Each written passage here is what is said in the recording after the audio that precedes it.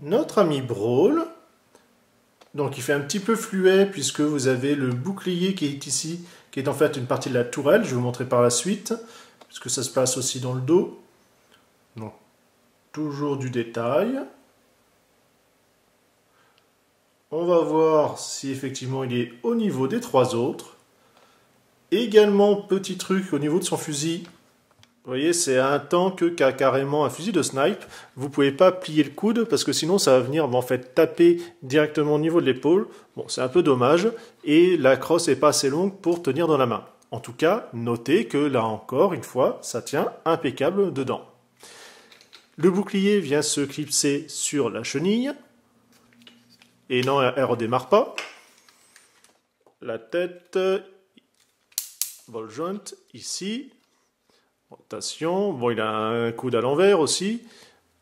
Là, toujours le torse. Ratchet, ratchet, rotation. Ratchet toujours, voyons. Et ici le pied, donc on voit qu'on a quand même une bonne articulation. Et là, c'est la partie effectivement pour le talon. En niveau stabilité, il faut faire attention parce qu'il part facilement en arrière, du fait que les talons sont quand même très courts. Bien sûr, il vient avec deux petits flingues que vous pouvez positionner dans les mains ou également sur la tourelle au choix. La tourelle, justement, vous l'avez ici. En fait, c'est le fusil. Donc, comme cela, on déploie. On vient clipser au-dessus, comme ça. Alors, vous pouvez plier pour que ça prenne moins de place et comme ça, lui remettre dans le dos. Et là, effectivement, il est un peu plus mastoc et ressemble un peu plus ainsi au G1. Concernant la taille, toujours comparé au Masterpiece Soundwave, on est à 21 cm. La transfo, ainsi, on va faire coulisser comme ça les bras quand ils sont bien droits. On va les mettre les épaules devant. Les pieds, vous avez comme ça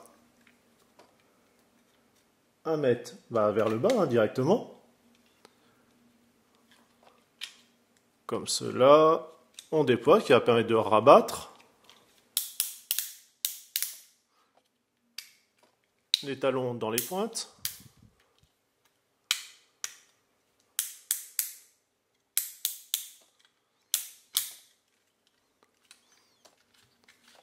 On tourne. Et on va rabattre comme ça derrière.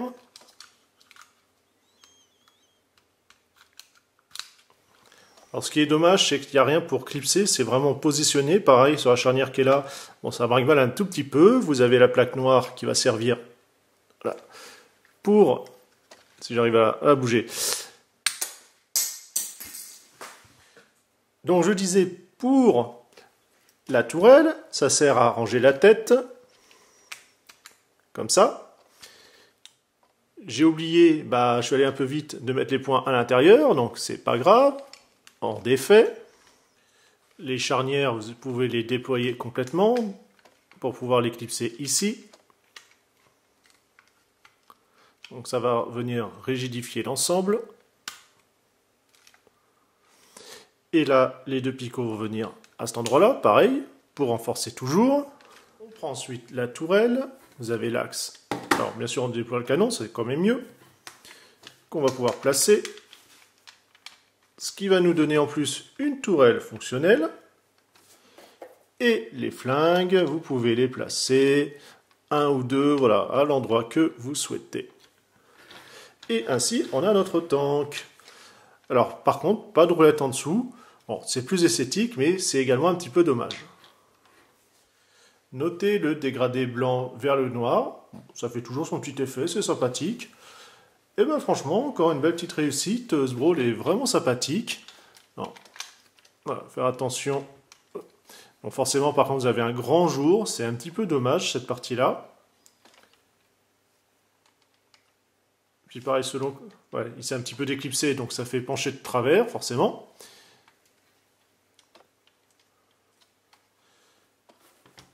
Mais il n'empêche, ouais, vraiment sympa. On en a 4 d'affilée, voilà, qui ont bien remonté la note de l'ensemble, et ça, c'est vraiment agréable. On reprend le slow, donc je vous rappelle ici, vous pouvez déployer de quoi faire la rampe, Ce qui va permettre comme ça de positionner le tank, c'est-à-dire Brawl. Nous sur ce, vous l'avez attendu et moi aussi. On se dit à demain. Ciao ciao!